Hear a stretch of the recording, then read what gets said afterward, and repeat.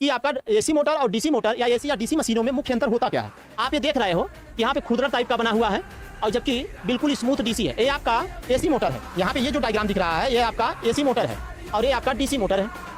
ये आपका क्या है, डीसी मोटर है। तो पहला मुख्य अंतर यह होगा एसी और डीसी में कि डीसी मोटर बिल्कुल उनका जो योक होता है, जो आवरण होता है, केज होता है, स्मूथ होता है। एसी मशीनों का आवरण स्मूथ नहीं होगा, खुरदरा टाइप का होगा। ऐसा इसलिए बनाया जाता है कि डीसी मशीनों के अपेक्षा एसी मशीनों में लॉसेस ज्यादा होते हैं। लॉसेस का मुख्य कारण यह है कि एसी मशीनों में फ्रीक्वेंसी होती है, फ्रीक्वेंसी होने के कारण हिस्टेरिसिस और ईडी करंट लॉसेस का मान सबसे ज्यादा इसमें होगा, जबकि इसमें आपका आर्मेचर में केवल कुछ लॉसेस आपके हिस्टेरिसिस और ईडी करंट हो सकते हैं और बाकी अदर में लॉसेस कम होंगे। इसलिए डीसी मशीनों में लॉसेस कम होने के कारण उसमें आपका आवरण स्मूथ बनाया जाता है और जबकि एसी मशीनों का आवरण में लॉसेस ज्यादा होने के कारण आवरण स्मूथ नहीं बनाया जाता है। स्मूथ न बनाने का कारण यह है, खुरदरा बनाने का कारण यह है कि जब हवाएं चलेंगी इससे टकराएंगी और टकराने के बाद इसको हीट को एब्जॉर्ब करके बाहर करेंगी, इसलिए ज्यादा हीट फैल पाए, हीट जल्दी ट्रांसफर बाहर हो।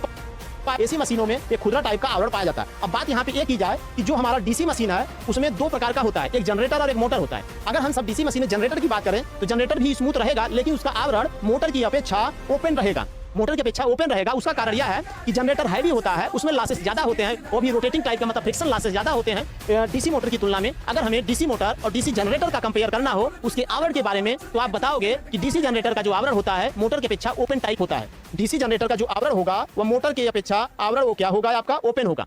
डीसी